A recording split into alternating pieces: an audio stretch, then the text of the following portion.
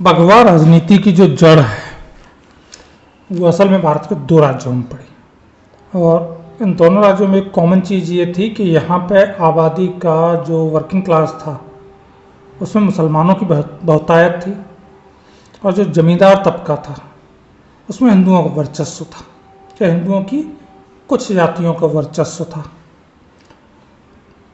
और ये जो जमींदार थे ये अपनी जो रैयत है उसे नियंत्रित करने के लिए एक तरीका अपनाते थे कि पहलवान पालते थे। ये पहलवान ज़्यादातर मुस्लिम होते थे। ये था तरीका। दोनों राज्य थे बंगाल और पंजाब 1947 से पूर्व के। और क्योंकि जमींदार शब्द सुनते ही मोस्टली लोगों को ये गलतफहमी हो जाती है कि ठाकुर राजपूत क्षत्रिय समाज की बात हो रही है, लेकिन बंगाल में कायस्थ और ब्राह्मणों का वर्चस्व था जमींदारियों पर और पंजाब में जट सिखों का। और दोनों जगह इन्होंने तरीका लगभग एक अपनाया। अब हुआ ये कि ये पहलवान पालते थे, जब लीग वाला ज़माना आया तो केंचुए सांप हो गए और ये सांपों ने फन उठाना जब शुरू किया तब इन जमींदारों को याद आया हिंदुत्व। राम राम, मेरा नाम अजय सिंह और स्वागत है आपका मेरे YouTube चैनल भसड़ पर। आज बात थोड़ी बंगाल पे करते हैं। सबसे भीषणतम सामंती सोच जो है वो दिखती नहीं है, लेकिन बंगाल में है। आज भी बंगाल में जो एक समाज को, सत्ता को चलाने का तंत्र 1947 से कहीं पहले ब्रिटिश काल में स्थापित हुआ था, वो जस का तस आज तक वैसा का वैसा चल रहा है। आप समझिए कि जो सत्ता के चेहरे हैं वो मुखौटों की तरह बदलते हैं, तंत्र आज तक कभी नहीं बदल पाया। वही जो जमींदार उस युग में पहलवानों के जरिए रियाया को कंट्रोल किया करते थे, उन्होंने बार बार बस मुखौटे बदले। ये तंत्र कितना मजबूत है इसका इससे अंदाजा लगाइए कि आज़ादी से पहले इसने हिंदू महासभा और मुस्लिम लीग की सुहागरात बनवा के नई संतान पैदा करवा डाली थी। ऑफ कोर्स इसमें जो दूल्हा था वो लीग थी और जो सत्ता जन्मी वो ज़्यादा चल नहीं पाई। फिर देश आज़ाद हो गया, बंटवारा हो गया और राजनीति में जो हिंदू मुस्लिम वाली दरकार थी वो ख़त्म हो गई, तात्कालिक स्वरूप में ख़त्म हो गई। तो जो बंगाली आजकल उनके लिए एक शब्द प्रयुक्त किया जाता है भद्रलोक, भौद्रलोक। तो इस भौद्रलोक ने फटाफट गांधी बाबा का मुखौटा लगा के गांधीवादी हो गए। ये फटाफट गांधीवादी बन गए सारे के सारे। कुछ दिन गांधीवाद चला, फिर हुआ ये कि साहब भारत पर रूस का प्रभाव बढ़ना शुरू हुआ, समाजवाद अंगड़ाई लेने लगा हिंदी पट्टी में। यहाँ के सिस्टम को रूस ने बुरी तरह से जकड़ा। ऐसे में ये सारे के सारे तत्काल लेनिन के भतीजे बन गए। फटाफट इन्होंने कार्ल मार्क्स, लेनिन, माओ इनसे रिश्तेदारी जोड़ ली, नाजायज पिताजी बना लिए सारों ने इन्हें कि बस जी वहाँ से चिट्ठी में रख के आया था और उसकी वजह से हम उत्पन्न हुए। बाप तो सब जो सर्टिफिकेट पे लिखा है ये देखने का है, असली बाप वो है हमारे।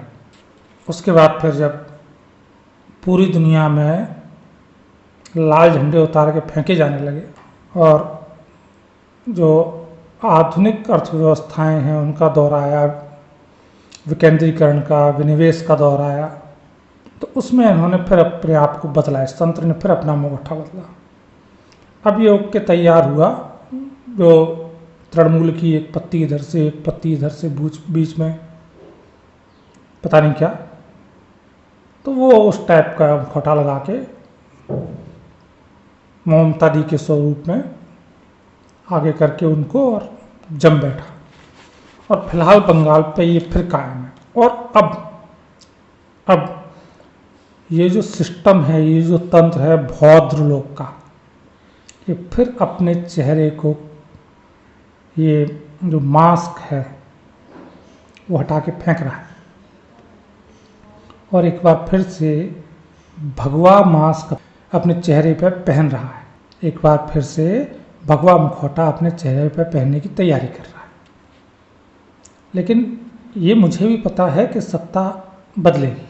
इस लोकसभा चुनाव में कुछ ऊपर जाएगा ग्राफ, अगला जो विधानसभा चुनाव आएगा आपका, उसमें शायद सरकार बन जाए। लेकिन जो ये सिस्टम है, जमींदार से लेके पहलवान, पहलवान से रियाया, इसमें मुझे बहुत ज़्यादा उम्मीद नहीं है कि भगवा झंडा कलकत्ता में स्थापित होने के बाद भी कोई बदलाव आएगा। तंत्र वही रहना है, बस वो मुखौटा बदल लेगा। और ज़रूरत बंगाल को दरअसल में सिस्टम को बदलने की। असली दिक्कत वहाँ ये है, बड़ा खून चूसा गया है साहब बंगाल की आम आवाम को, और उसे बदबे में नारे दे दिए, विप्लव दीर्घजीवी होए, क्रांति, ये वो नारे पकड़ा दिए, खुश कर दिया, और वो बस रट रहे हैं। और एक टोके में जामुन टामुन, 2 टोके में रोटी, 3 टोके में राजा ऊँचे, 4 टोके में चोटी, और पता नहीं क्या क्या सिखा दिया उनको। और वो 4 टोके में ज़िंदगी गुजार के खुश मस्त मगन। ये है उस भद्रलोक की पढ़ाई गई कहानी वहाँ पे। इस मुखौटे ने बंगाल की बड़ी ऐसी मारी है, और उसका सबसे बदतरीन स्थिति जो आज बन के तैयार हो गई है, बंगाल डेमोग्राफी बदलाव के उस जगह पहुंच गया है कि जहां एक ज्वालामुखी विस्फोट होना तय है। ठीक मुहाने पर बैठा हुआ है बंगाल, और ये बंगाल का जो भद्रलोक है अभी भी अपने उसमें जी रहा है, मगन है एकदम। दरअसल मेरा अपना जो बंगाली भद्रलोक से, मैं गया नहीं बंगाल, लेकिन ऐसा नहीं है कि बंगाली भद्रलोक से सामना नहीं हुआ, कभी आमना जो कहते हैं टक्कर नहीं हुई, टकराए। उसके पीछे भी कहानी है। एक दौर था जब जेब थोड़ी हल्की हुआ करती थी और शौक थोड़ी भारी हुआ करती, तो हमको भी दिल्ली गुड़गांव जाना होता था। और दिक्कत ये थी कि अगर जो एक्चुअल वाले खर्चे हैं वो कर देंगे, तो जो वहाँ वो वाले खर्चे हैं जो घर पे नहीं बताने, तो वो कैसे करें। तो उस समय हम देश का भविष्य थे, तो भविष्य ने तय किया कि देश की संपत्ति आगे चल के उसी की है, भारतीय रेल। तो देश के भविष्य को ये संवैधानिक अधिकार है कि उस संपत्ति का मुफ्त में उपभोग कर ले। तो भाई हम भी इस फॉर्मेट में ट्रेन में यात्रा किया करते थे उस दौर में। तो हावड़ा वाला रूट है कलकत्ता से दिल्ली वाला, जहाँ पे बीच में ये हमारा इलाका है, तो अक्सर बंगाल से आने वाली ट्रेनों में हम लोग चढ़ जाया करते थे। तो अब जनरल में भीड़ ज़्यादा होती थी, छोटे बच्चे खो जाएं तो उन्हें अपने भविष्य की चिंता, आखिर देश का भविष्य है ना, तो अपने भविष्य की भी चिंता करनी थी, तो रिजर्वेशन में घुस जाया करते थे।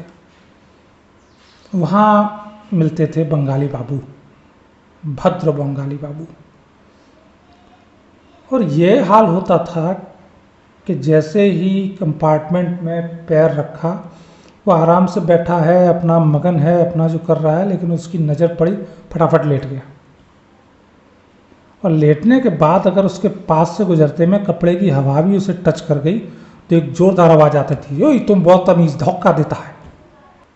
पहले तो बड़े दिनों लगा था कि धोखा कैसे दे रहे हैं, फिर समझ में आया कि नहीं, धोखा नहीं दे रहे हैं, धोखा दे रहे हैं।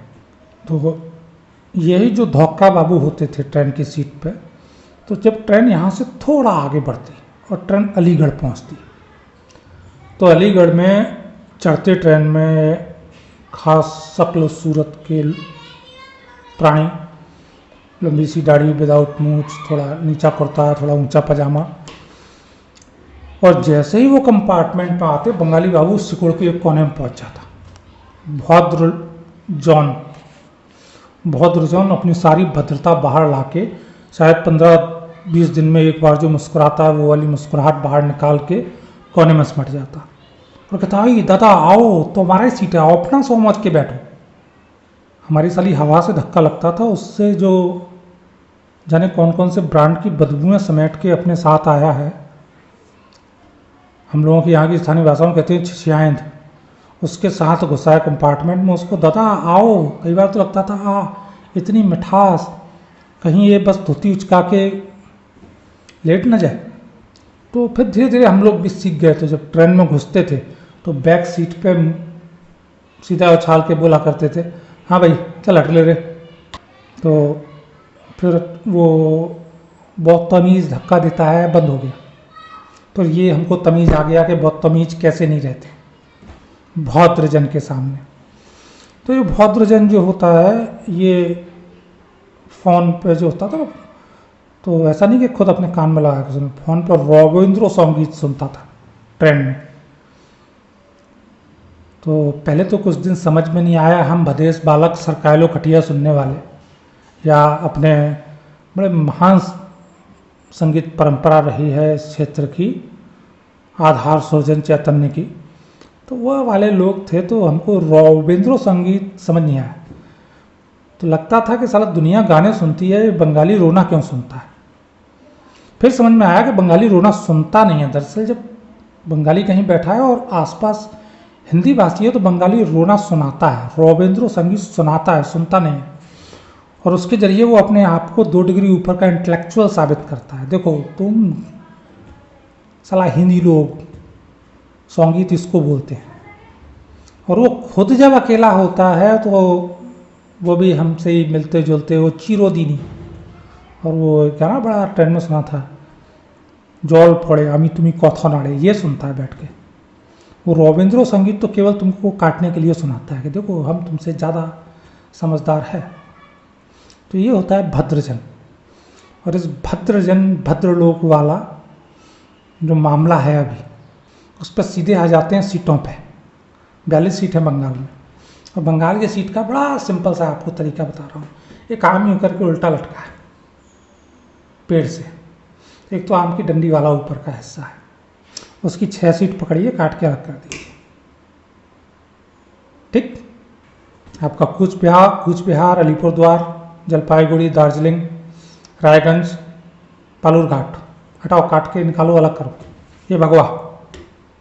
उसके बाद जो नीचे का आम बचा उसे बीच से यूँ करके खड़ा खड़ा सीधा काट दीजिए। आपको 2 हिस्से मिलेंगे, एक जो जंगल महल बिहार वाली साइड वाला, एक आपका बांग्लादेश साइड वाला जिसमें कोलकाता भी आता है, कोलकाता वो भी आता है। तो जो आपका बांग्लादेश बॉर्डर वाला इलाका है उस पर आज भी ममता दी काबिज है। लेकिन जो जंगल महल की साइड, बिहार साइड वाला बीच से काटा हुआ इलाका है, वो हो गया जी भगवा। पिछली बार जो यहाँ बीच बीच में कुछ सीटें तृणमूल वाली दिखेंगी, कांग्रेस वाली दिखेंगी, वो सब सफाई होने जा रही है, एक तरफ से सफा चट। ऐसी जो उस साइड में जो एक आध सीट गलती से भगवा निकल गई थी वो भी सफा चट, पूरे चांस। तो 6 सीटें मैंने आपको बताई थी। उसके आगे आप जैसे ही बढ़ेंगे तो आरामबाग से शुरू कीजिए और आप सीधे बढ़ते हुए आसनसोल बोलपुर तक आ जाए। ये पूरी की पूरी पट्टी एक तरफा भगवा होने जा रही है। कुल जमा 20 सीट हैं जहां भगवा खेमे ने बहुत अच्छी बढ़त ले ली है, तगड़ी बढ़त जिसे कहते हैं। वो वोटिंग परसेंटेज धीरे धीरे जो हर पूछ चुनाव में बढ़ा, वो आज उस स्तर पे उन्होंने पहुंचा लिया है कि एक तरफा पटकेंगे ही पटकेंगे। फिर आती हैं जो इधर बॉर्डर वाली सीटें, तो ऐसे ही आप आएंगे तो करीब 15 सीटें इस तरह की हैं, कोलकाता सिटी की हैं, बॉर्डर एरिया की, कि जहाँ पे सीधे सीधे टीएमसी हैं। मुस्लिम वोट एक तरफा, आपकी बार जो कांग्रेस को बढ़ता भी था वो एक तरफा जाएगा, ज़्यादातर जगह। कोई बड़ा नेता है, कोई बड़ा नाम है तो अलग बात है, ज़्यादातर एक तरफा।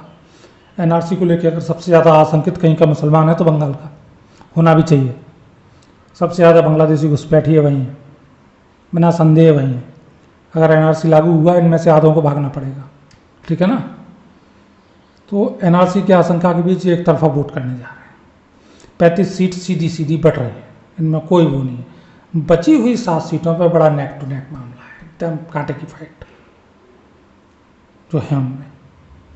ये बटेंगे, ये 50-50 वाली सीटें हैं, इसमें से 2, 3, 4 भाजपा को जा सकती हैं, 2, 3, 4 तृणमूल को जा सकती हैं। तो इन पे बहुत करीबी मुकाबला है। ये आप तय मानिए 20 सीटें भगवा खेमा बढ़त लिए हुए है। 15 सीटें टीएमसी अपनी कब्जे पे बरकरार रखे हुए हैं। बाकी की 7 सीटों पे करारा मुकाबला है। जो 20 से ऊपर बढ़नी है यहाँ भगवा खेमे की बढ़े। ये है हाल बंगाल का। पिछले चुनाव से बहुत अच्छा रिजल्ट देने जा रही है भाजपा यहाँ पे। और भौद्र लोग का जो थोड़ा सा कुछ इलाकों में मन है बदला है, भगवा मुखौटा लगा के भौद्र लोग इधर के खेमे में है। और उम्मीद है कि भौद्र लोग बहुत जल्दी जो बाकी बचा हुआ कटा आम है उसमें भी भगवा मुखौटा लगाएगा। ठीक है ना। तब तक जय कौली माता, जय दुर्गा माता, जय हनुमान जी, राम राम।